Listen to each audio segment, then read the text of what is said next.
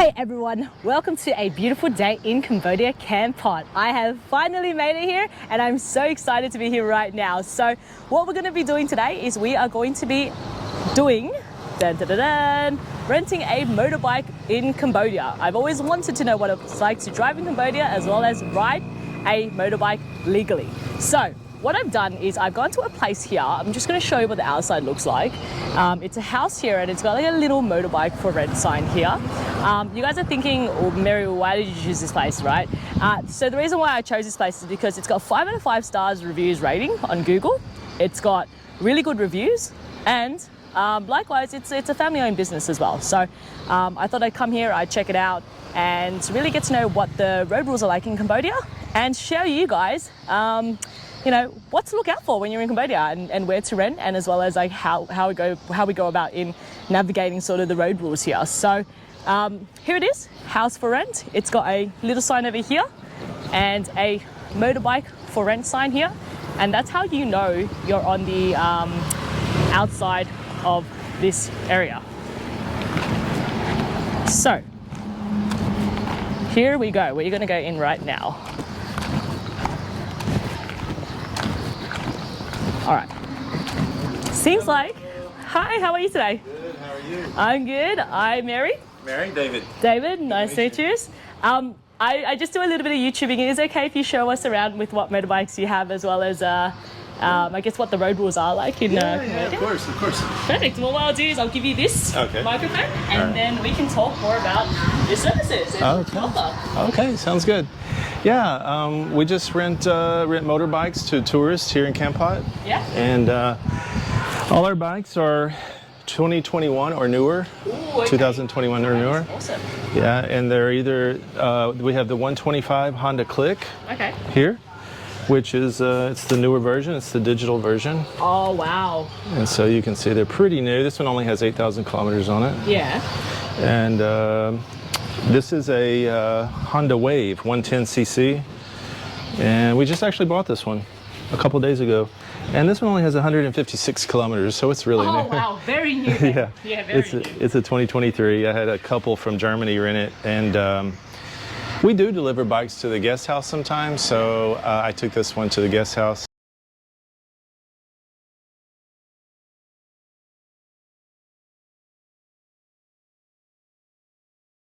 Automatic, it's okay. Okay, and this one's a semi-automatic one? Yes, no clutch. So you just press the down for changing to first gear, and then back for, you know. Forward for first gear? Yeah, going up in gears, you would press this forward, and then going down, you would just press this down. Yeah. Oh, okay, perfect. And I got little phone holders for them today, so people would be a little more relaxed. Very good. And so, yeah. With us tourists, we don't know the way in Cambodia, so we definitely need a phone holder. Yeah, it helps. And I've been where you are, so I know what it's like to try to navigate holding a phone and driving with one hand up a mountain. It's a great challenge.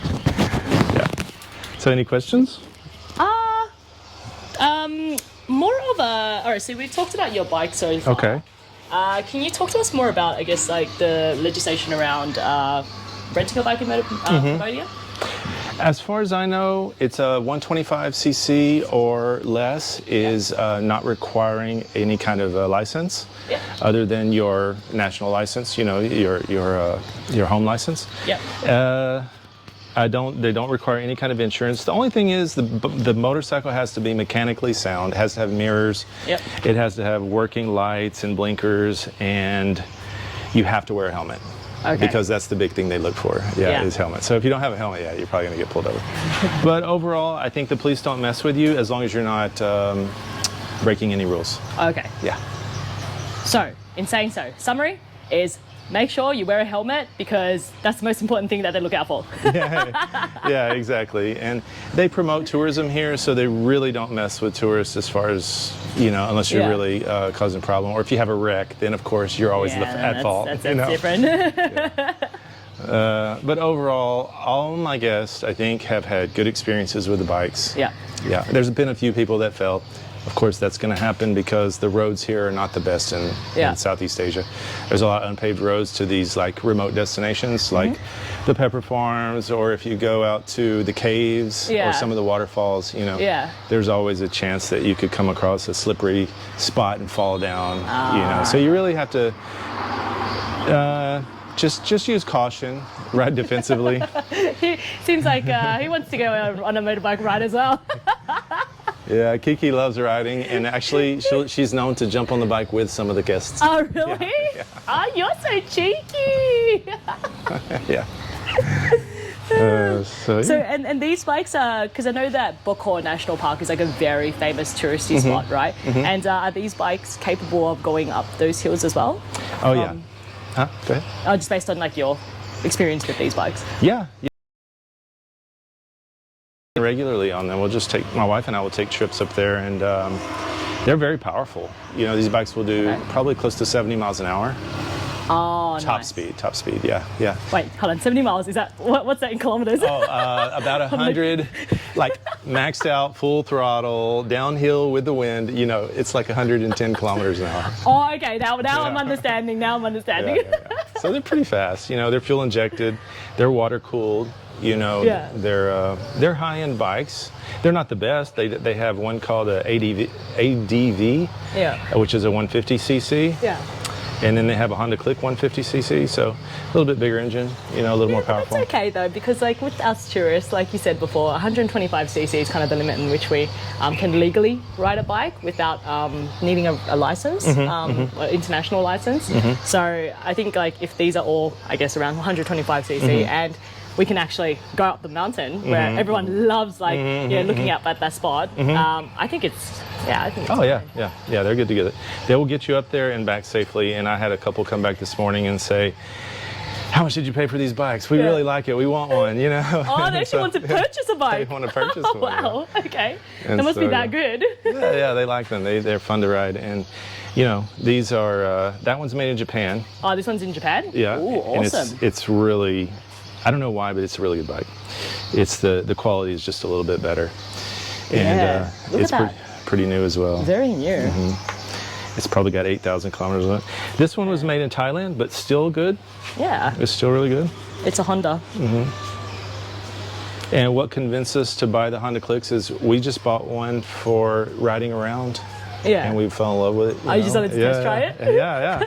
And we drove it for a couple of years, and then finally we said, you know, we should just rent motorbikes and see, we can meet people, and it's a lot of fun. And that's how you came about with this business? Yeah. And then I created the website because, you know, after traveling to 65 countries and riding a motorcycle from Mexico to Chile, I found it like, it's very inspiring.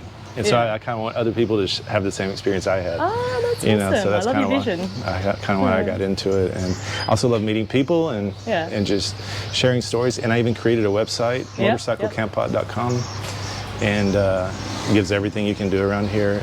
Kind of helps you be more efficient with your time. Yeah. Because I know some people are in a rush, you know, time, 1 or 2 days, and then they keep saying, "Yeah, 1 or 2 days," because you know people like to party in Vietnam and then like come here just like as a detour. Most people say it's a relaxed little town, and then they get here and there's like so many things to do, and they're like, "Oh wow, I should have stayed longer." It's surprising. I've actually Googled it, and I thought like Kampot, I think I need 3 days here. Like there's no way I could fit everything in 2 days. And some people that try to do 3 days worth of stuff in 1 day, and so you're dreaming. It's kind of like you don't enjoy it at the same time. That's right. It's kind of pushing it, I feel like. Yeah, it's better to go and see it, but stay a while, you know, and check it all out, and then that way you feel a little more satisfied that you got to thoroughly check it out. I feel so as well. Yeah. So Now, off to the more important topic. How do we navigate the road rules? What do we need to look out for here? Which area do we drive in? And let's just get the experts to help us talk about a little bit more about it. Okay, well, my advice would be to, first of all, make sure you drive defensively. You know, watch out for other riders because you have kids 8, 10 years old driving motorbikes, you know, better than us. just getting out of school, very little experience, and they're just weaving in and out of traffic. So always watch your rear view mirrors. Don't turn without looking behind you first because there may be someone coming really fast. Yeah. In the inside. And the rule of thumb here in Cambodia, I don't know what other Southeast Asian countries you've been to. Oh, we're in Cambodia, so we want to know all about the road rules in Cambodia, right? Would be the bigger vehicle has the right of way. The bigger vehicle has the right way. The bigger vehicle has the right of way for the most part, yeah. Oh, so, no, that's new. Like yeah, okay. Which is kind of scary, you know. Yeah. If you know, I've been to Phnom Penh. I've been all over. I actually drove from the Thai border in the north here in one day, which is 12 hours, and so you experience a little bit of everything on that trip. Oh, yep. And the main thing is, you know, people will pass in a no passing zone with big vehicles, and you're in a little small motorcycle, and so you have no choice but to give right away to the bigger vehicle. Yeah. And so that's the rule of thumb. Which is fair because, like, I feel like if you're a truck, right, it's really hard to navigate at that time. If you're a motorbike, it's much easier to weave. So I feel like the logic in it is actually. Yeah, it makes sense. It does make sense, yeah. I don't know. If you guys feel the same, let me know. If you don't, let me know as well.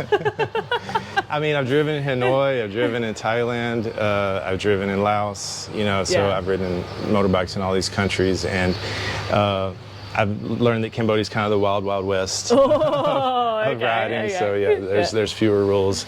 But at the same time, most people, you know, navigate the roadways pretty well, so I don't see a lot of wrecks.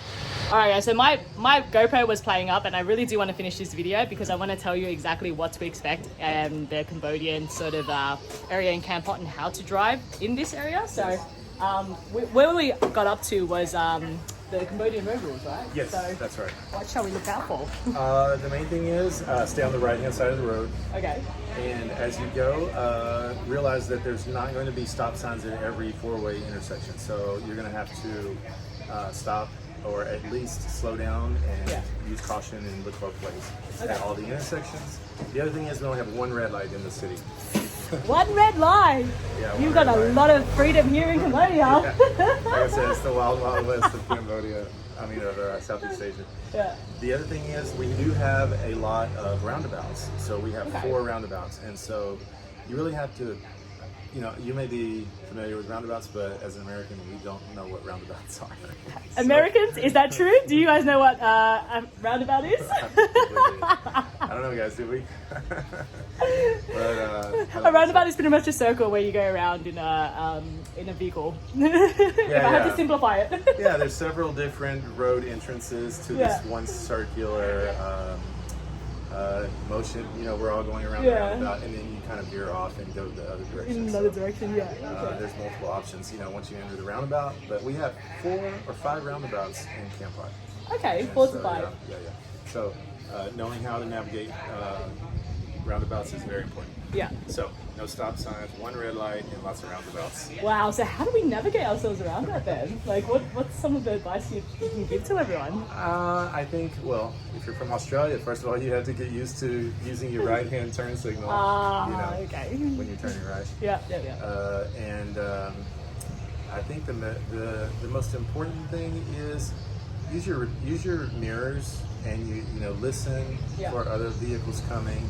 And watch ahead of you, but really to the side. A lot of times from the side, a lot of cars are coming. And these young kids come really fast, especially when they're getting out of school. They get on a motorbike and they're just ready to just fly down the road. You know?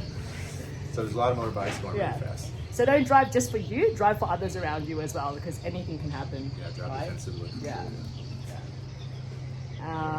Is there anything else that we wanted to mention as well? I don't think so. One thing is make sure you're ready for unpaved roads. Lots of potholes. Lots of unpaved. Oh my gosh, okay. Either dusty or muddy, depending on if it's raining or not. So especially if you go to some of the remote locations where the waterfalls are, or to the caves, or the pepper farm, you know, all those areas are like villages. You know, there's no paved roads, and so when it rains, I mean, you get like ponds of water in the middle of the road, and so a lot of people slip and fall. Or just so be really careful muddy. of that as well. I mean, I expect the motorbikes to get muddy, but it's part of the deal. Yeah. That's why we have a pressure washer. I was just going to say, the other thing that I think we should mention as well is just while the camera stopped working for a moment, I actually had a quick chat with David, and he mentioned that this bike actually gets maintained at the actual genuine Honda mechanic, which is very reassuring as well as a tourist. I'm not too good of a mechanic myself, so I prefer to take it there, and I just do little stuff. I can replace mirrors and brakes and stuff like that. But when it comes to actual brakes, I prefer to take it to the OEM, or I get all the tires and anything mechanically that I need worked on, I will take it to the OEM and get them. That way, it's warranted, it's good work, and I know it's gonna keep it safe. And the bike will continue for a long time. That's perfect. See, that's very reassuring to hear as a tourist on my end. I can see that it gets taken care of, the motorbikes, as well as I know that it's genuine parts. So I feel safer when I'm driving this sort of motorbike. Exactly. Yeah, it's awesome. And if we get into a car crash, what happens then? So what's the process then? I think that we've got a visitor here. Movie star. But I think the biggest thing, if you get into a collision, is to call your shop owner, whoever you rented the bike from, right away, and let them know what's happened. And that way they can help negotiate the problem and maybe get you out of a worse situation. Because typically in Asia, the foreigner is going to be at fault. Most of the time. The foreigner is going to be at fault. Okay. Make sure you call the motorbike person straight away. And you might need a translator, which we can help with that as well. Oh, perfect. Okay. So, if the police, you don't want the police called. You'd rather handle the situation on your own. If it is a major accident, you're probably gonna have to call the police anyway. But if it's just a fender bender, a small accident, then we can work it out. We help you work it out. So what happens if, I'm just going to talk worst case scenario, because I want to make sure everyone's prepared when they travel, right? If the cops do end up getting caught, do we just follow the same process? Call you and see what we can do in that situation? Yeah, I mean, at that point, it's going to be, the cop's really going to get involved, and then he's going to try to hash it out there. And so he'll pull each person aside, and he'll get their story and find out what happened, and then most of the time it'll get resolved eventually. But you may have to pay some government fees associated with the collision. So just keep that in mind if you do have a collision. Just some tips and tricks when you come here to rent a bike, and David knows it all, so if you do come rent from him, does it? Well, you know what, he's more of an expert than I am, let's just say that. So he would be more familiar with the area, and as well as some advice in terms of where to travel as well if you need advice. So if you're around the area, come and visit David. He's got these awesome new bikes. Actually, how much do you rent them at? $6 a day. $6 a day. That's perfect. $6 a day for new bikes. 2021. 2020. 2021. This was 2023, but we try to keep them, real well maintained. So they'll get you where you want to go for sure. That is awesome. Look at that, guys. All right, so what we'll do is we're going to end this video. If you have any questions, feel free to call David or email him. I'm going to put his link down below. And if you guys have been to Kampot, let me know what your experiences are with the motorbike rentals, and we can go from there, really. All right, if you like this video, like, comment, subscribe, and we'll be back for more videos in Kampot, Cambodia. See you guys. Bye, guys. Bye.